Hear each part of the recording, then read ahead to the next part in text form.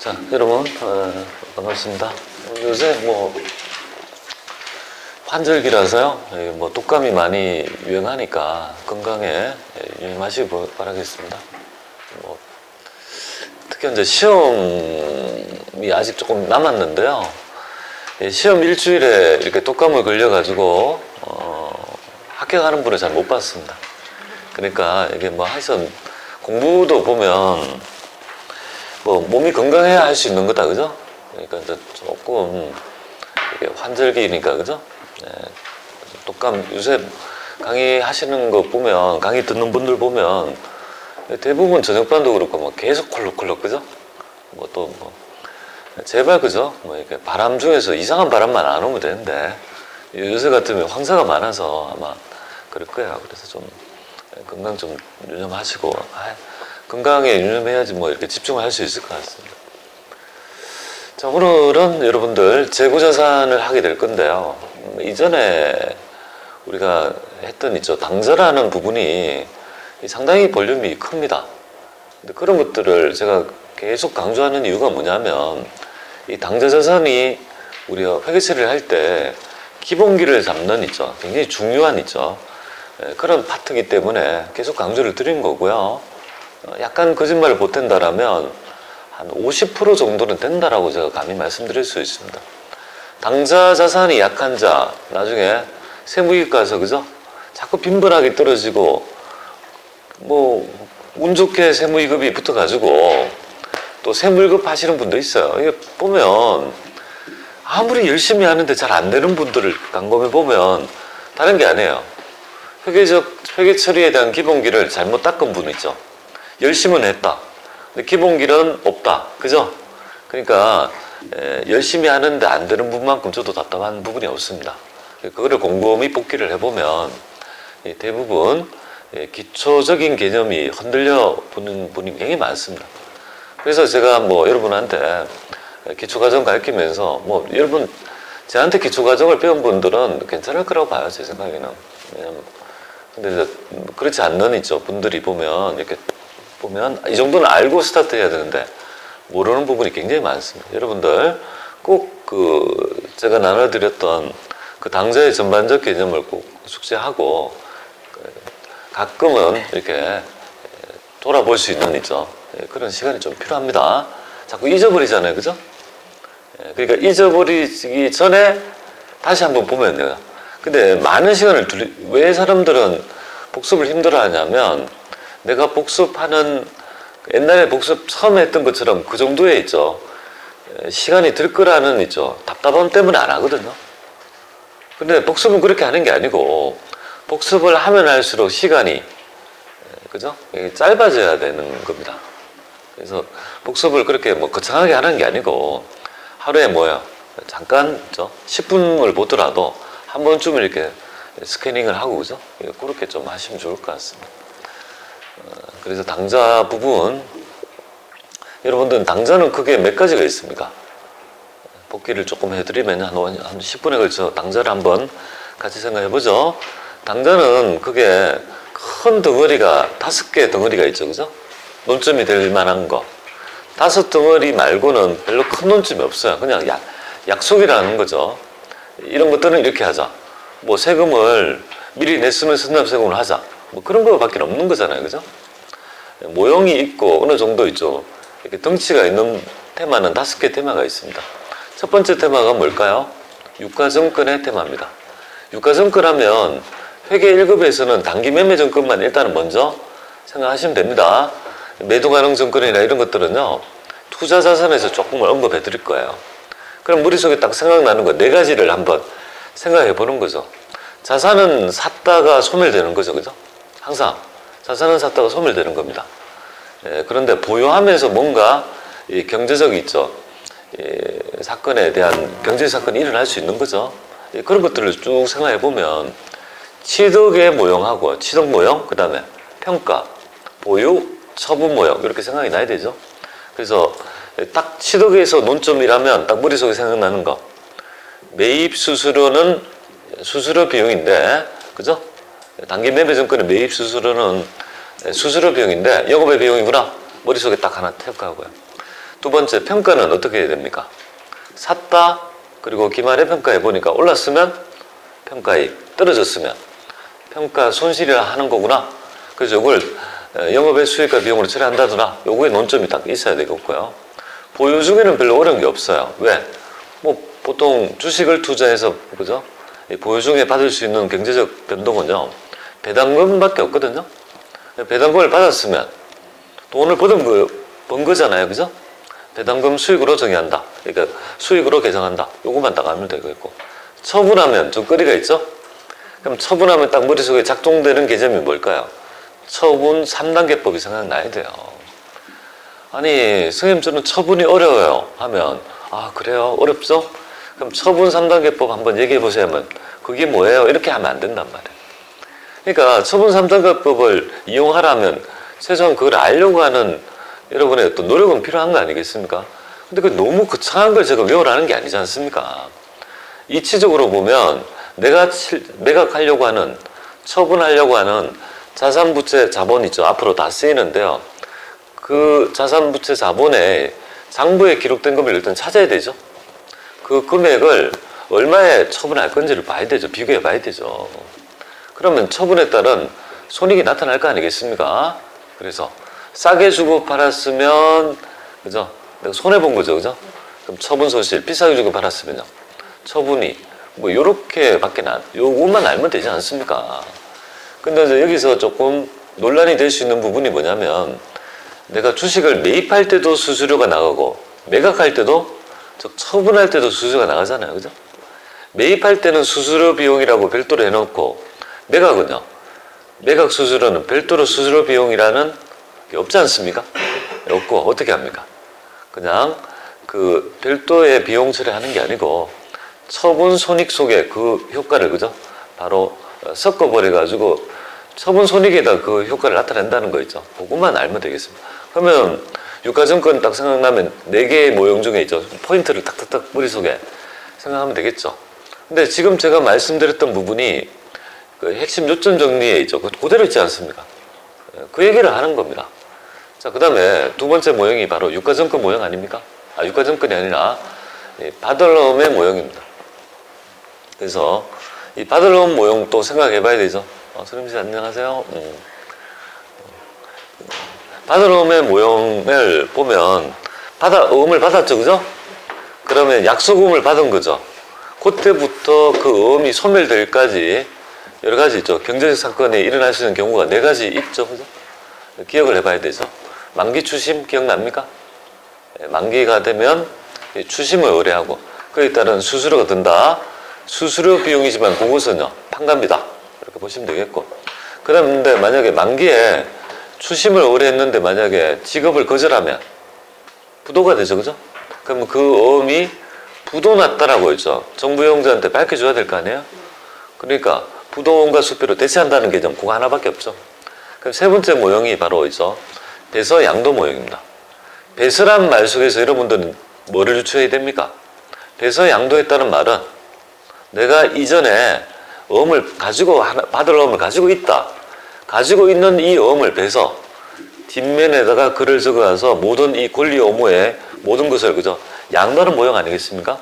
그러니까 머릿속에 생각해야 되는 거, 배서 양도했다라면 받을 어음이 빠져나간다. 만약에 어음을 발행했다라면요, 지급어음이 나가지만 배서 양도했다라면 받을 어음 가지고 있는 게 나간다. 요것만 포인트를 잡으면 되죠. 그러니까 글 속에서 표현한 바가 어떻게 표현되는지를 우리는 알아야 될 것 같습니다. 그 다음에 어음 할인 모형 아시죠, 그죠? 어음 할인은 어떻게 됩니까? 바로 내가 어음을 만기 이전에 융통하는 자금을 현금화하는 모형 되겠습니다. 매각 거래가 기본적인 가정이고요. 그때 내가 만기 이전에 미리 돈을 융통하려면 그에 따른 희생이 있겠죠, 그죠? 그걸 할인료라고 하는데요. 그 할인료의 계정만 아시면 될 거 아니에요? 그 할인료의 계정을 매출채권 처분 손실이라는 계정, 즉 어음 할인에서만 있죠. 매출채권 처분 손실이 나타나요. 다른 계정은 나타나지 않는다는 걸 좀 이해하시면 좋을 것 같습니다. 자, 여기 두 번째 모형이잖아요. 자, 그 다음에 세 번째 모형이 좀 어려웠죠. 대손해계가 되겠습니다. 대손해계의 본질은 뭘까요? 바로 대손 났을 때 왜곡된 비용을 계산하지 않도록 하는 게 본질이 되겠습니다. 이 대손이라는 개념이 대손의 정의가 결국은 회수 불능 채권을 얘기하는 거죠. 그래서 이 채권의 축적 과정이 단기간에 걸쳐 누적된 게 아니고 오랜 기간 동안에 누적된 채권이라면 그걸 못 받게 되었을 때는요, 우리 비용의 측정의 대원칙이 발생주의 아닙니까? 위험은 오랜 기간 동안에 누적적으로 발생했는데 단지 대손났다는 이유로 대손난 연도에 전액 비용 처리하면 왜곡된 수익과 비용이 대응이 되죠. 그래서 생긴 방법이 뭐라고 했습니까?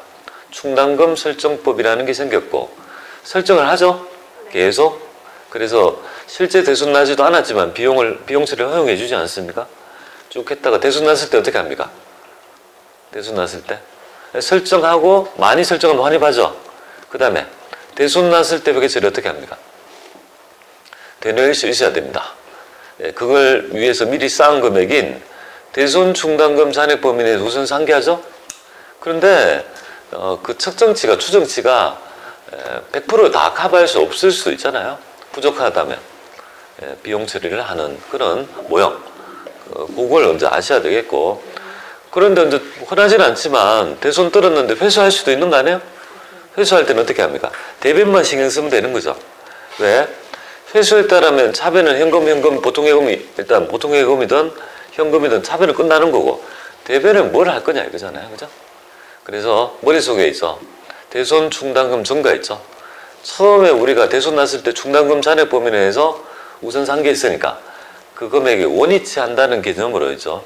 여러분이 생각하시면 되겠습니다. 원위치를 하는 이유는 있습니다. 그렇게 하면 수익을 계산한 꼴이 됩니다.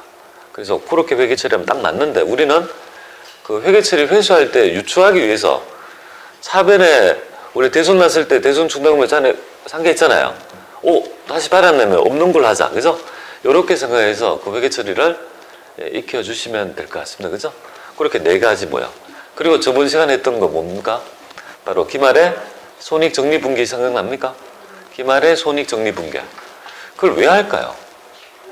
바로 발생주의에 의한 전환에 따른 있죠. 이 기말에 결산수정분기를 행해야지만이 발생주의에 의한 있죠. 수익 비용이 측정이 됩니다. 회사가 계산한 수익 비용 중에서 올해 발생주의에 부합되지 않는 수익과 비용이 있다면요, 적절하게 조정해 줘야 되죠. 올해 수익과 비용이 아니면 이연해야죠. 이연 계정은 앞에 선자가 붙습니다. 수익은 선수수익, 비용은 선급비용. 올해 수익과 비용임에도 불구하고 회사가 계산하지 않았다면요, 발생을 시켜줘야 되죠. 그래서 그때는 미자가 붙습니다. 그래서 수익은 미수수익, 비용은요 미지급비용. 그죠? 그 네 가지의 기본적인 있죠. 이용과 발생의 개념을 우리가 살펴봤는데요. 그 하는 방법, 제가 기말 손익정리분기 3단계법 말씀드렸죠. 어떻게 합니까? 바로 수익과 비용 그랜지를 먼저 밝히죠. 그걸 왜 필요할까요? 임대료 중 하면 뭡니까? 임대료가 뭐죠? 아직 안 배웠나요, 임대료? 자, 그러면 이자 수익 중 하면 수익이죠. 그러면 수익이면 선수 수익이냐 미수 수익만 생각하면 되겠고, 보험료 중 하면 어떻게 됩니까? 비용인 선급 비용이냐 미지급 비용이냐 이것만 생각하면 되는 거잖아요.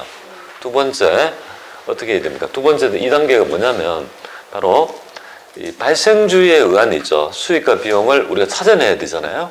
근데 한 달 단위로 하면 좀 편하다 했다, 그죠? 그래서 발생주의 수익과 비용을 대응해서 그 차이를, 그죠? 회사의 회계 처리를 비우기 위해서 3단계가 적절하게 조정하는 거 있죠. 그걸 행하시면 될 것 같습니다. 자, 그래서 그거는 어떤 일정한 형식, 픽스되어 있는 게 아니에요. 회사의 회계 처리를 어떻게 했는지에 따라 변동할 수 있으니. 하지만 결론은 뭡니까? 뭐 회사의 회계 처리 보고 수정하지만 결론은 그거죠. 발생주의 수익과 비용으로 맞춰가는 작업이었다. 그죠? 그 점을 꼭 좀 이해하셔야 되겠고요. 나중에 되면 좀 헷갈려요, 보면. 지금은 조금 약간 어렴풋이 대충 알듯 말듯 하죠. 약간만 더 공고히 하면 흔들리지 않는 있죠. 논리가 세워지는데, 약간 내버려 두면요, 애인을 방치하면 방목하면 어떻게 됩니까? 애인을 방목하면 울타리를 벗어나죠, 그죠? 그래서 내 머릿속에 울타리 속에 뭐 그런 것들을 자꾸 케어를 해줘야 될 것 같습니다. 그죠? 그래서 좀 연습이 좀 필요하고요. 그 다음에 뭐 외환회계 배웠습니다. 외환회계는 어렵지 않았죠, 그죠? 외환회계는 별게 아니고요. 이 우리가 이제 거래할 때 통화가 다르면 외국 통화를 우리나라 통화로 환가하는 어떤 기준을 의미하는 건데요. 환율이 그 환가하는 기준이 환율입니다. 근데 환율의 특성이 픽스되어 있는 게 아니고 변동하죠. 변동함에 따라 채권 채무가 평가 달라지잖아요, 그죠? 그러면 자산이 올라갈 수도 있고 부채가 올라갈 수 있는 거죠. 그 차액을 도대체 어떻게 회계 처리할 거냐 이거죠.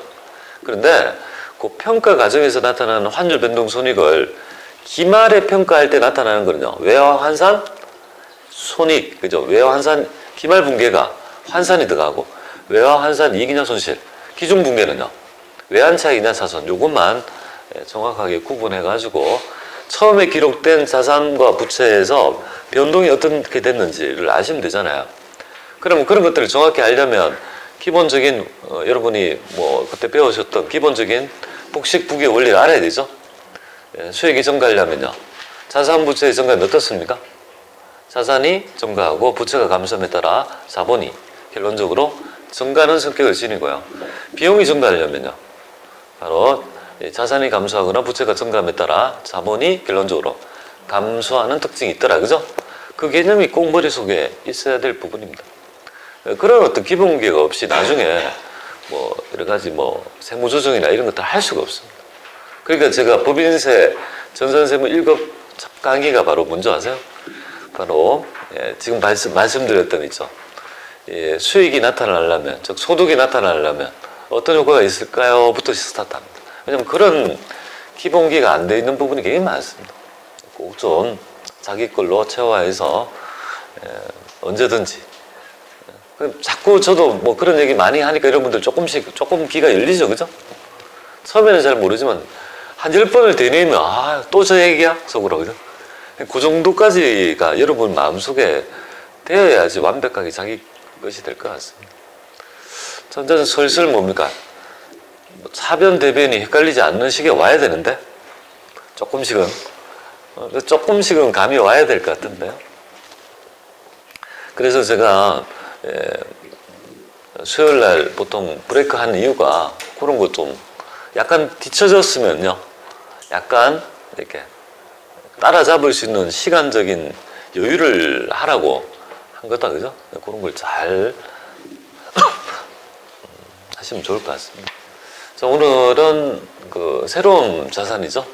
이 재고 자산 되겠습니다. 같이 한번 해보도록 하죠. 네, 114페이지에 보면 이 재고 자산 파트 보겠습니다. 재고 자산. 자, 자산의 두 번째 유동 자산의 두 번째 자산이 되겠는데요. 일단 우리는 어떤 자산과 부채를 배울 때도 일단 목적이 있다라면요. 그 목적, 이 자산을 보유하는 목적을 좀 알아야 될 것 같습니다. 재고 자산은 어떤 목적에 의해서 기업이 보유할까요? 맞습니다. 일단 여기 기본적으로 판매가 돼야 돼요. 판매 목적입니다. 그리고 여기서 이제 우리가 알아야 될 점은 기업이 보유하는 중에서 있죠. 재고 자산은요. 금액이 굉장히 크다는 걸 좀 알아야 됩니다. 기업이 보유하는 자원 중에 가장 큰 자산의 금액이 바로 있죠. 이 재고 자산이 되겠습니다. 그러다 보니까 이 큰 금액이 변동하면 어떻게 됩니까? 이 변동액에 따른 수익과 비용에 따른 상당히 큰 영향을 줄 수 있죠. 그렇잖아요. 큰 잔치집에서 큰 파이가 커야지 이렇게 파이가 움직일 때 우수리가 뭐야? 떨어지는 것도 좀 콩고물도 있는 거 아니에요, 그죠? 그것처럼 그래서 나타난 나중에 어떤 문제인데요.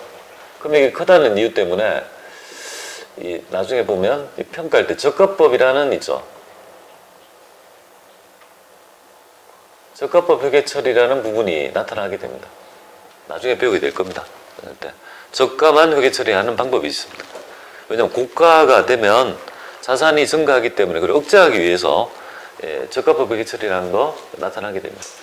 그리고 나중에 우리가 마지막 부분에 배우게 될 거고요. 여기서 가장 있죠. 핵심적인 초점은 뭐냐면 이 재고의 초점은 어떤 게 있냐면 바로 이 원가 배분에 있습니다. 원가 배분. 그리고 이 초점은 매출 원가를 구하는 겁니다.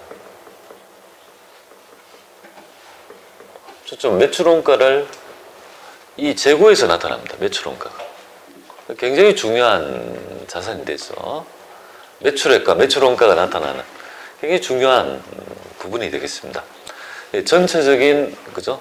논리적인 이 자산의 전체적인 모양을 한번 보도록 하겠습니다. 자, 모형은 크게 한 3가지 정도가 되겠습니다. 첫 번째